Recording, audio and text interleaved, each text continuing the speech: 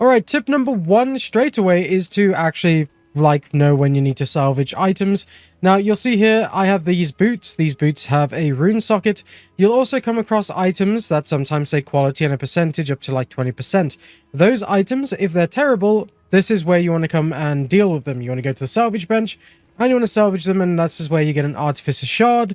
If you get 10 artificer shards, they'll become a artificer orb, which will then let you add a rune socket to a weapon or armor, which is very beautiful to do, just to help you kind of like craft weapons. So that's the first tip already. Alright, as you're playing through the game, you're going to collect a lot of yellow items, like for example here, my rare bow, or blue items like this ring. Now what you need to do with these, if you don't want to use that item and it's a bit terrible, then what you can do is actually come up to people like Servi in Act 3 and you can disenchant items. Now, do not disenchant your rare items. It's a bit of a waste because you're going to get the materials so much quicker just by playing through the game. Always sell your blue items because I'm telling you now, guys, you will make a fortune. Unless that blue item has a rune socket or it has a quality on it, then you need to go and salvage it like I've just spoke about. But if the item doesn't have that and is blue, sell it. You're going to need a lot of gold. As you can see here, I've got like just under 12k gold. I've had to respec twice. It's been a horrible time in Act 3 for me, really, because I've just been respecking way too much. So don't do that. But you're going to need to stock up on a ton of gold in case your build gets nerfed and so on. So always sell your blue items if they're trash. If you have a rare item that's also trash, you want to then disenchant it. Doing this will allow you to get one Regal shard. Getting Regal shards is good because you'll be able to get a Regal orb from 10 of these, which allows you to upgrade a magic item to a rare item, which is turning a blue to a yellow item, which is just fantastic, especially if you're going later down the line and you need to start building up resistances and stuff like that. Now, when it comes to picking up items on the ground, you're going to have a lot of different items to pick up. If you're desperate for gold, you can sell the rares, but obviously we just spoke about how you should just disenchant those. Selling all your blues and whites is great unless you need the base item to start crafting it into something for your build, but usually selling whites and blues is a good way to go. Now, you can also get uniques while playing through the game. They will sell for the most. They sell for like 1,000 gold each. But obviously, you should check beforehand to see what it does because that unique item could be amazing for someone else's build. What you should actually do is check the trade website and try to list that item. You will need to have a special premium like stash tab for that, but that's kind of cheap, especially when they're doing the sales on the weekend. And if they do sell for more than one Exalted Orb, that is a great item to sell. If it sells for one, then, I mean, just like disenchant it, sell it, do whatever. You'll get the gold, or you'll get the chance shards, which are great because 10 of these becomes an Orb of Chance, and an Orb of Chance will then unpredictably upgrade a normal item to unique rarity or just purely destroy it, which is kind of sad on the destroying side. But if you get a unique from it, it's okay. So, you know, a couple of uniques that you don't need, turn them into the Shards of Chance, and you're kind of good to go there. But yeah, generally, if you also find an item that you think might be good for another build, look at the trade website. If it sells for more than one Exalted Orb, it's a brilliant item to sell there instead of just like scrapping for gold. But if it is only worth one, then don't bother. Just, you know, disenchant it, scrap it for gold, do what you need to do with it, because it's not worth really selling for one Exalted Orb. Now, another reason why I'm saying you want to try to get as much gold as you can is that respecking in this game is very, very expensive. We come along to the hooded one just over here and you go to refund passives. You can see that if we start to refund 4 points already, it's costing us 4,000 gold, which is not easy to come across. So it's going to cost you a fortune if you need to respec your entire build. I have done this twice now because I was using the lightning arrow build when I first started the game and I was loving it. Then I went over to grenades because everyone was like, grenades is great. So I was like, okay, I'm going to try it out.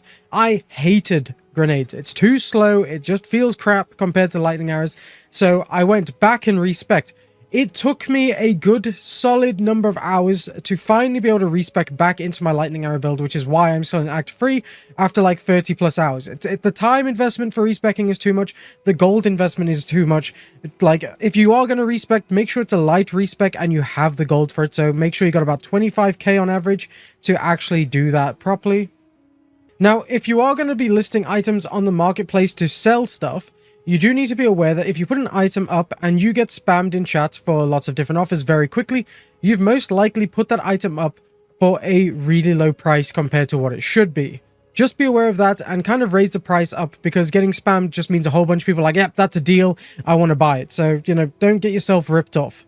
Speaking of which as well, sometimes on the markets you are going to be getting a lot of flippers who are trying to hoodwink you and scam you, so you need to be aware of that too. What you tend to find is that there's a lot of people who will put a number of items up for a low price, then you'll put it there and they'll instantly buy it and then, you know, boost the prices up later on. These flippers are the biggest a-holes in the game, and it's not very often you'll come across them, but you will come across them. It is a thing where some people have advised me to be aware of that, so, you know, I'm making sure you guys are advised of that too. Now, Path of Exile's defenses are very good. If you're on PC and you press C, you'll see your stats here, for example. As you can see, I've got 12% fire, cold, lightning, and you can see my armor, evasion, and block, all that type of stuff, and energy shield, for example. Now, defenses really do matter. Not so much in the campaign, because in the campaign you can die and then you can try again. However, in the end game, while you're doing maps, if you die in a map, that map is gone. There's no trying again. So you need to make sure you built up your defenses. One thing that I've seen is that going through the campaign, if we open up the map quickly, I can show you here. If we come over to certain creatures, once the map actually loads, so example here, you can see Blackjaw the Remnant. He's got a little plus next to him. I defeated Blackjaw and that gave me 10% to fire resistance. Now there are creatures like this all the way through Act 1, 2, and 3, and different like mini sub-bosses and items and whatnot that you can get that will add points. Like for example here, Buyer of the Rotten Pack in Act 1, 10% to cold resistance. The King in the Mist, 30 to Spirit, for example. So you can get a whole bunch of buffs for your account and character just based on doing things through the campaign. Doing that is going to boost up your defenses quite a lot, especially since your defenses go down for every act you complete. So when you finish Act 1, your defenses all go down by 10%. When you do that with Act 2, they go down again. And when you finish Act 3, they go down again. So making sure your armor and your gear has defenses on using either runes or just whatever stats you have on them, and also making sure you defeat those side bosses that add more resistances is a great way to go about keeping your defenses high.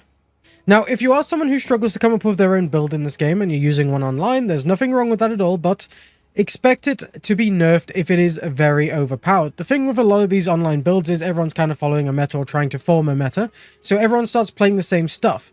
If you are in that boat of everyone's using this really powerful build, expect them to just nerf it at some point. So keep a handy stash of gold to do a nice, lovely respec for when that build gets nerfed to the ground. Now, another tip for you guys, I'm not at endgame, but I've got a whole bunch of friends that do, so they actually provide this tip for me. So if you're close to endgame, then you'll love this one. So when you're in the endgame, you want to push for towers. This will then give you Atlas Vision, and that can also add precursor tablets to them. You can add whatever tablets you like, but be sure to add some mods first. The same also goes for waystones, where you can add mods. You'll get a ton of better loot and more waystones by doing this. When you're doing waystones, you want to focus on finishing the map before interacting with other mechanics. Finishing maps means progressing the Atlas points, means better loot. So focus on not dying and having the map complete. It's not going to be a drop some crazy loot at the start kind of thing. You've got to kind of build up to it.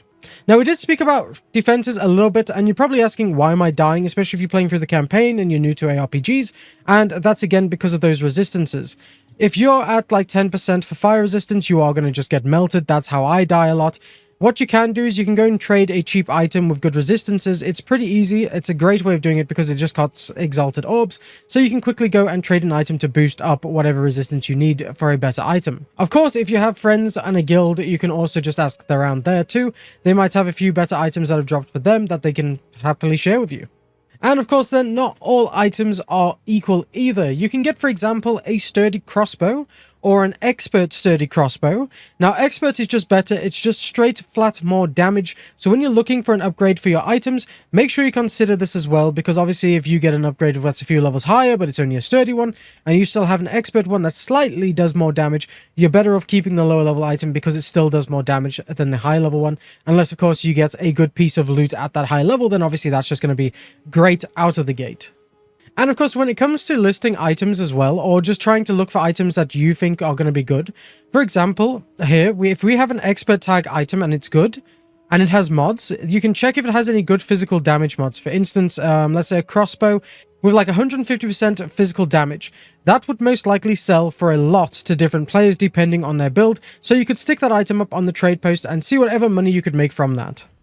Now, again, a quick tip for beginners as well is when you're picking your classes, I'm playing a ranger here, for example, every class is good at certain things. They're not all great at everything. For example, you might have a class that is great for mapping and clearing out ads, and you might have a character that's great for bossing, but absolutely terrible for clearing ads and mapping.